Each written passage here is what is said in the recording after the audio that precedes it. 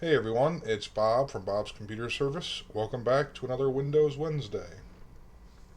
Today I will show you how to check how much storage space you have left on your computer. It's super simple and takes less than a minute. Let's get right into it.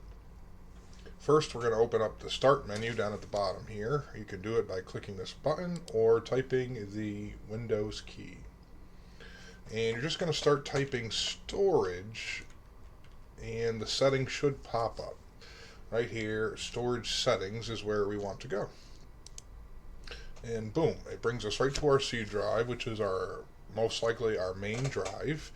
And it says, in my case, out of 464 gigabytes, I've used 321 and got 143 left. Yours is probably going to look different, and that's totally fine. If you want more details, you can say show more categories.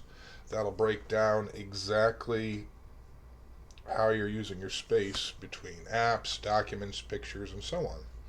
It's super easy, and now you know exactly how to check how much space you have left in your computer. If you're running low on space and want help cleaning it out, you know who to call. I'm Bob from Bob's Computer Service, and don't forget to like and subscribe, and we'll see you next week on another Windows Wednesday. Take care.